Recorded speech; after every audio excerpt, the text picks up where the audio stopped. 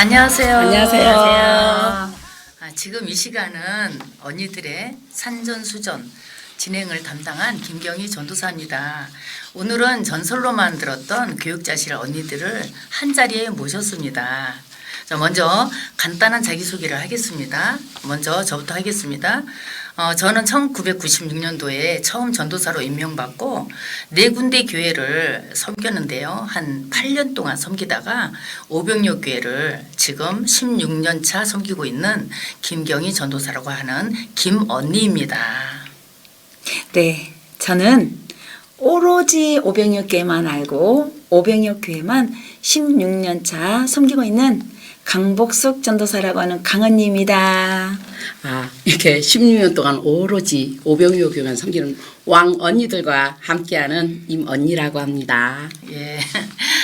타이틀에 소개한 것처럼 그동안 오랫동안 사역하면서 교회 현장에서 또는 신방하면서 산전수전 겪었던 일들을 이야기하려고 합니다.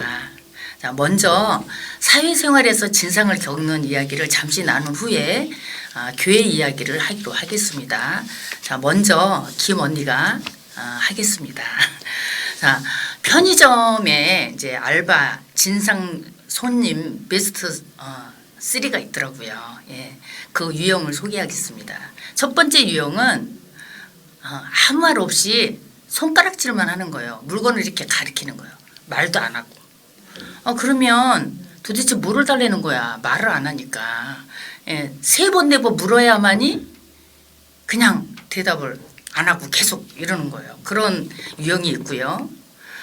두 번째 유형은 사람이 많은 시간에 동전만 잔뜩 가지고 오는 거예요.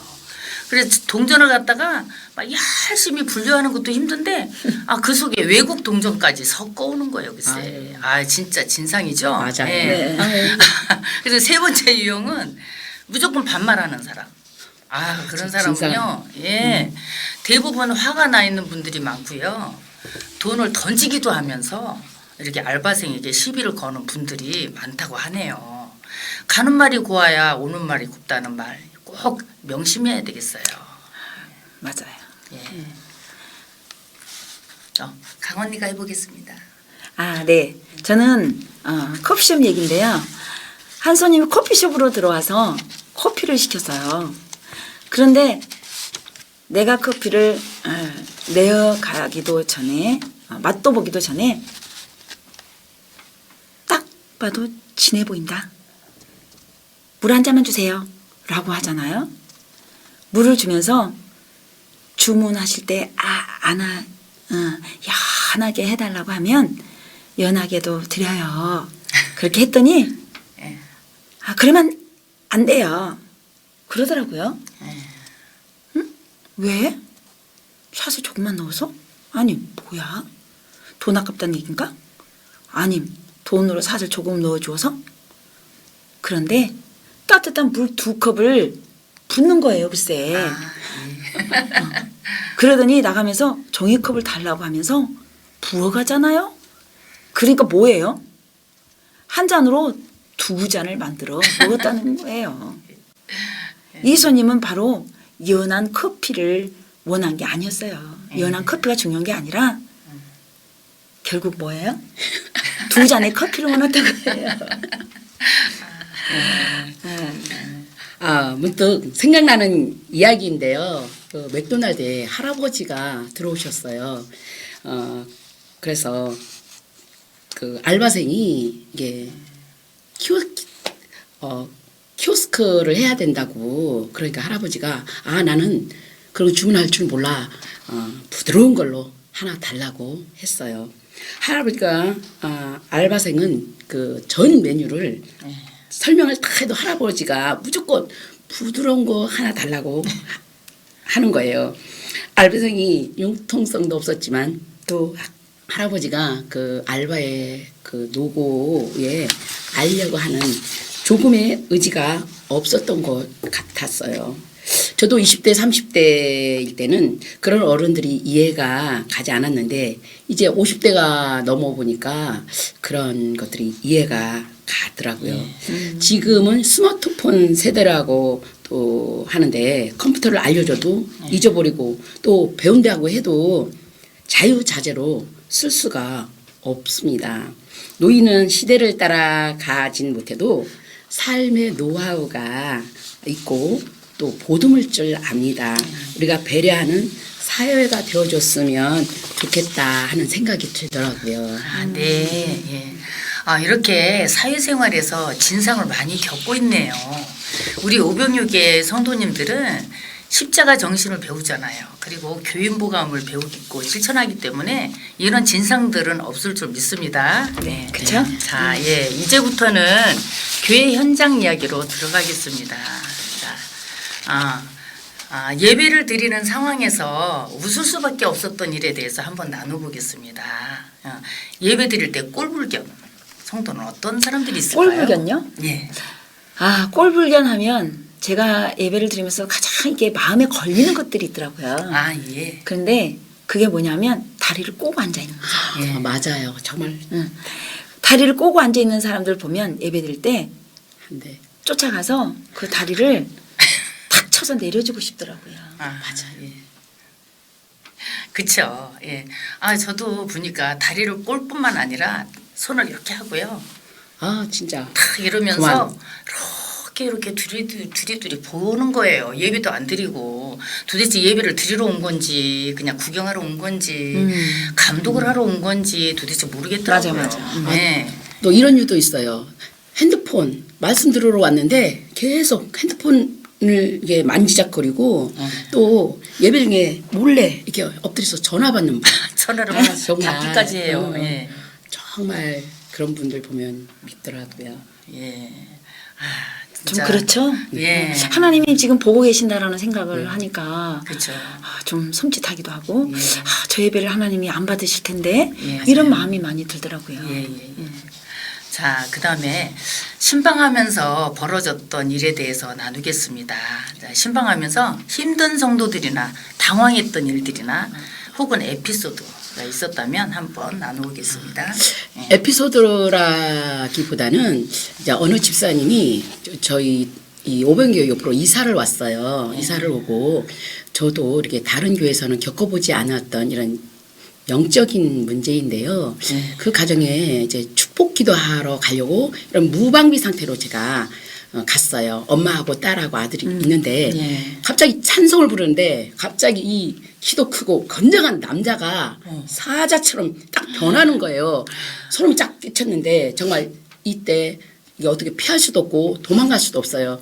하나님이 도와주지 않으면 내가 거기서 맞는 거예요. 그래서 정말 이런 소름 끼치는 현장, 아무 무방비 상태에서 정말 하나님이 함께 하지 않으면 이렇게 당한다라는데 그때 정말 예수의 이름으로 정말 하나님이 도우시고 있고 함께 한다는 것을 느낀 적이 있어요. 예. 그리고 한 1년 후에 또 이렇게 하나님이 이게 훈련 같아요. 훈련. 그래서 또 밤 새벽 2시에 전사님 누가 자기를 쫓아온다고 도와달라고 이렇게 전화가 왔어요.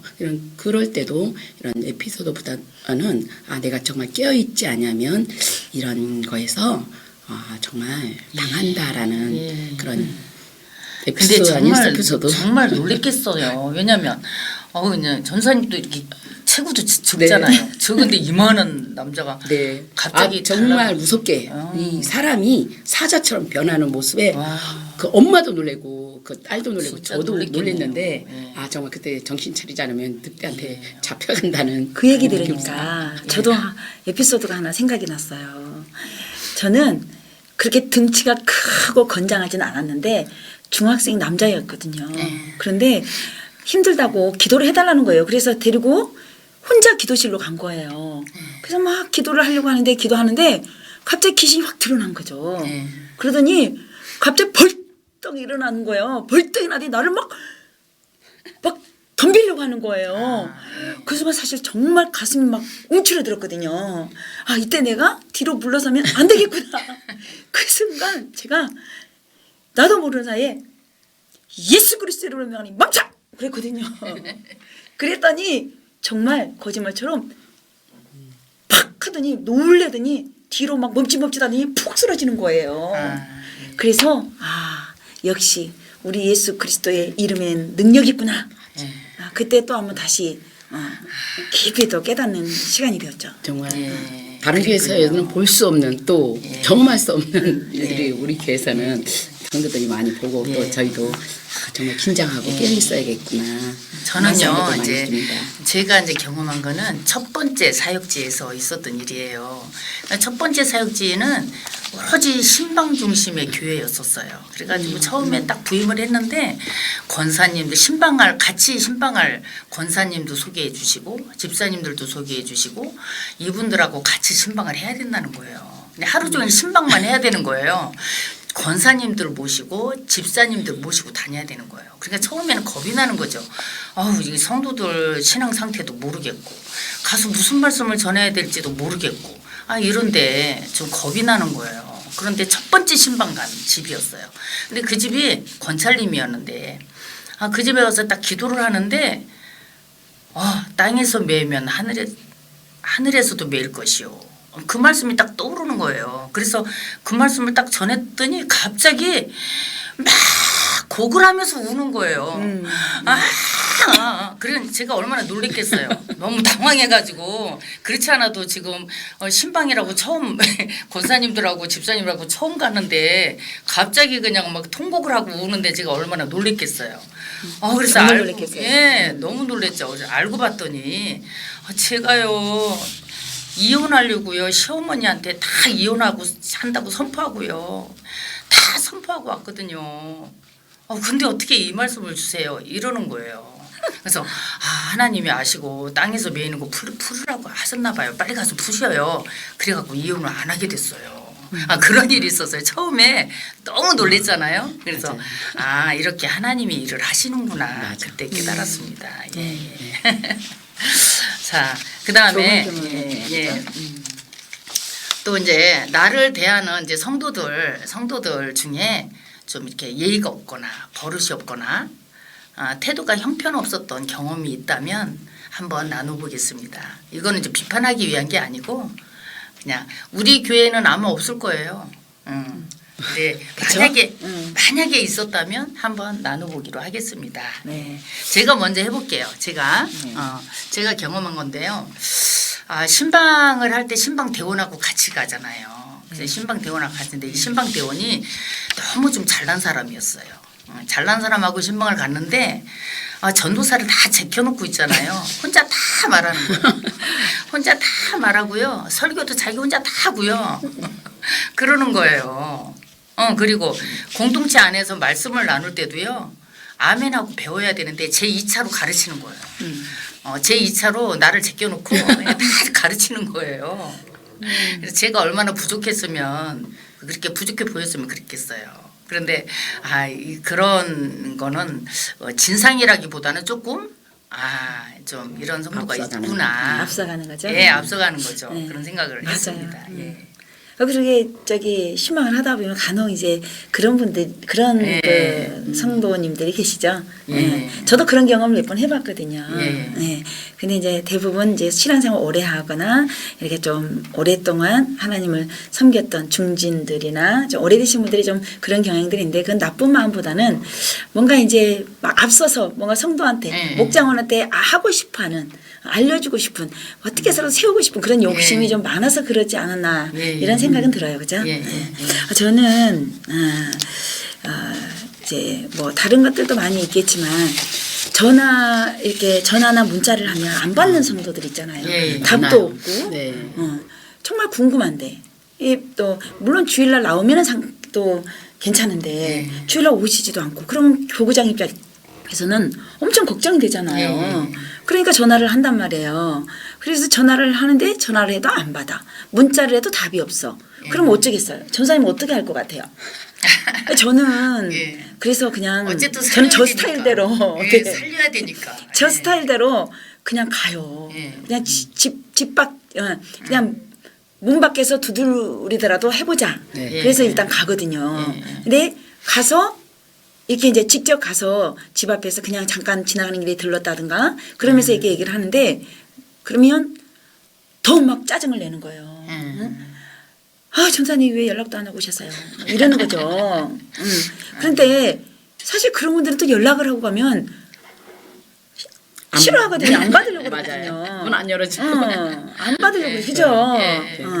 그러니까 전화를 하고 가면 더 만날 수가 없는 거죠. 맞아요. 그래서 일단 무조건 만나서 설득을 하든 권면을 하든 하자 이런 마음으로 가거든요. 근데 그렇게 하다 보면 또 그것 때문에 처음에는 싫어하지만 나중에 마음이 풀리고 고마워하고. 나중에 오히려 고마워하고 네. 그런 경험들을 저기 한 적이 많이 저도 있어요. 그 부분은 경험한 적이 있어요.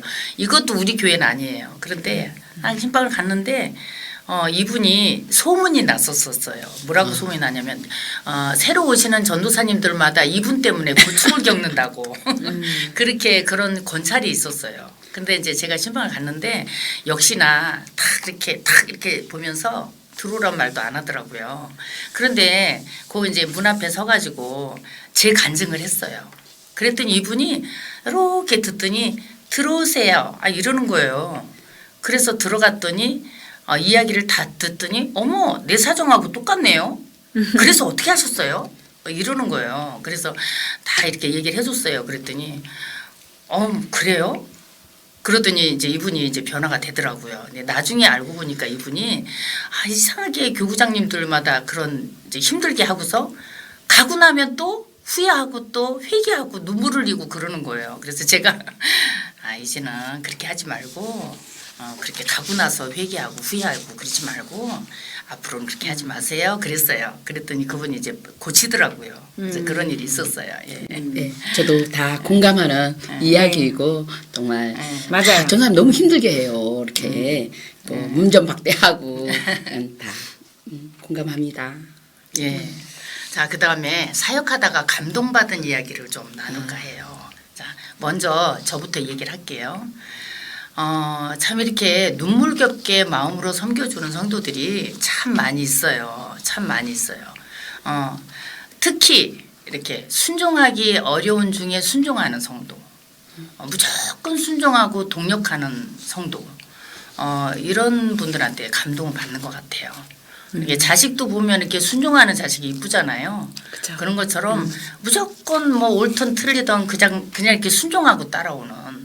무조건 또 이렇게 순종해서 동력해주는 그런 분들이 너무 고맙고 감사하더라고요. 그래서 새벽에 기도할 때마다 그분들의 이름을 떠올리면 눈물이 나요. 감동이 돼서 그런 성도가 되면 참 좋을 것 같아요. 정말 그죠? 네, 그렇죠. 맞아요. 그래서 성경 말씀이 맞는 것 같아요. 네. 순종이 제사보다 낫다. 네, 그렇잖아요. 맞아요. 저는 이제 우리 전사님들도 다 그렇게 우리 언니들도 다 그런 경험들이 있겠지만 이게 딱 하는 모습을 보고 참 하나님도 저분 저렇게 참 감동이 되겠다. 하나님도 정말 기뻐하겠다. 이게 그런 모습을 보면서 저러니까 하나님이 은혜를 주시나 보다. 이런 성도들이 있어요. 그런데 이제 일반적으로 뭐 오래되신 분들도 그런 분들이 많이 있지만 더 감동이 될 때는 언제냐면 새 가족들.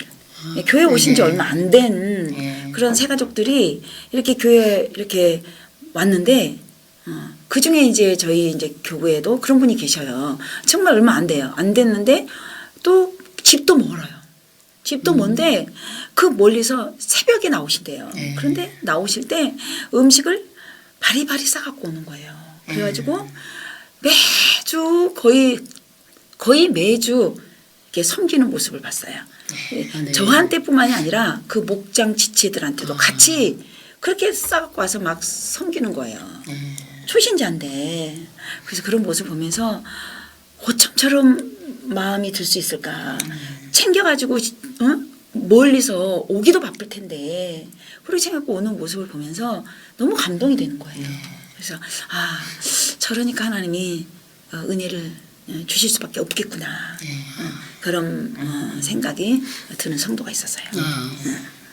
저도 정말 아직까지 잊지 못할 이렇게 권사님이 계셔요. 제가 오병이교회 처음 부임해 왔을 때 정말 제가 너무 작고 여리여리해서 좀 며칠이나 있다 갈까 그런 염려 때문에 권사님 그 멀리에서부터 그 화요일부터 토요일까지 매일 아침 일찍 오셔서 같이 기도해주고 전도해주고 또 이런 병원 신방, 이사 신방, 이렇게 환우 신방 이런 거를 매일같이 하루도 안 빠지고 같이 해주시고 정말 그 더운데 지금은 광명성전이 없어졌는데 그때는 광명성전 중원교회가 있을 때 4층에서 전도 물품들을 항상 직접 만들어서 우리가 같이 함께 했거든요. 그래서 그 권사님이 처음에 제가 정말 이 오병이에 어색하고 정말 이렇게 정하지 못할 때 날마다 함께 해주시고 또 한 분이 집사님이었는데 지금 저 권사님 되셨어요. 두 분이 함께 늘 동역하여 주시고 정말 함께 늘 동행하여 주시고 정말 지금까지도 잘 계신데 이 자리를 부대해서 정말 감사하고 고맙다는 말씀을 전해드리고 싶습니다. 고마웠겠어요. 네. 처음에 정말 어디든지 힘이 됐고 그렇죠. 정말 아침에 교회 오면 그분들이 먼저 와서 늘 같이 뭐 해줄까 뭐 도와줄까 또 오늘 어디 신방 가야 되나 같이 가준다 그러고 정말 화장지 하나든 음료수 하나라도 같이 챙겨서 늘 같이 부족한 저를 옆에서 오른팔 역할을 해주신 권사님들 너무 감사하고 고마웠어요. 그렇죠. 참 이렇게 사역하다가 감동받는 이야기를 감동받은 이야기를 하면은 굉장히 많아요. 많은데 네. 이제 간단히 해야 되니까. 정말 이루 말할 수 우리 없어요. 교회는 그런 분들이 특히 많죠. 특히 또 우리 교회는 참 그런 분들이 많아요. 맞아요. 은혜를 많이 받아서 그런 것 같아요. 일일이 진짜 네. 다 이렇게 자랑할 수가 없어요. 예. 그렇죠? 예. 그다음에 이제 가슴이 뭉클한 성도, 이제 아픈 손가락, 이제 그런 사람들이 있는지 한번 이야기를 나눠보기로 하겠습니다. 예. 자, 제가 먼저 얘기를 할게요. 시장에서 장사하는 어떤 집사님이 있었어요. 그런데 이분의 기도 제목은 집 나간 아들이 돌아오는 거였어요. 근데 너무 애절해요. 이분은 수요 기도회, 저녁 예배, 주일 예배 하여튼 안 빠지고 장사하다가도 막 뛰어와서 예배를 드리는데 그냥 드리지 않고 장사하면서 돈을 갖다가 이렇게 헌금을 한쪽에다 이렇게 좀 새 돈 들어오면은 한쪽에다 이렇게 넣고 이렇게 따로따로 이렇게 넣어가지고 막 그 예배 시간만 되면은 막 뛰어와서 그 돈을 꺼내서 꼭 감사헌금을 5,000원 아니면은 뭐 몇천 원이라도 이렇게 드리면서 저한테 써달래요. 글을 잘 못 쓰시니까. 그래서 써달래요. 우리 나간 아들 돌아오기를. 그래서 제가 너무 마음이 아픈 거예요. 쓸 때마다 하나님 이 기도 들어주세요. 들어주세요. 쓸 때마다. 네. 그랬거든요. 근데 몇 년을 그 기도가 응답이 안 되다가 응답이 된 거예요. 할렐루야. 할렐루야. 그래가지고 응답받았다고. 네. 그래서 제가 너무너무 그때 이렇게 감동했던 일이 있었어요. 정말 가슴이 뭉클했고요. 정말 이렇게 마음이 아팠던 그런 성도였는데 응답받으니까 너무 기쁘더라고요. 예. 저는요. 아픈 사연. 저는 뭐 그런 일들이 이제 뭐 사건들이 많이 있겠지만 그 중에서도 이제 기억에 남는 것이 사역 초다 보니까 이제 사역 초에는 또 이렇게 초심의 마음이 있잖아요. 그래서 사역 초에 만난 집사님 이야기인데 결혼하고 몇 년이 지났는데도 아이가 안 생기는 거예요. 아이가 안 생겨서 계속 이제 애가 생기면 또 계류유산이 되고 아이가 생기면 계류유산이 되고 이러는 거예요. 그래서 그 부분을 놓고 임신을 놓고 같이 함께 울면서 작전기도도 하고 금식기도도 하고 이랬던 적이 있었어요. 그런데 그러다가 그렇게 기도하는 과정 속에서 가까스로 아이가 생겼어요. 그 아이가 생겨서 그 아이를 임신할 그 기간에도 오랫동안 누워서 있을 수밖에 없는. 왜 자칫 잘못하면은 괴류유산이도 되니까. 근데 감사하게도 그 아이가 건강에 잘 태어났는데 그리고 나서 이제 그 이후에 또 하나님께서 그 이후로는 또 더 이쁜 딸도 또 하나 이렇게 주시고 그러더라고요.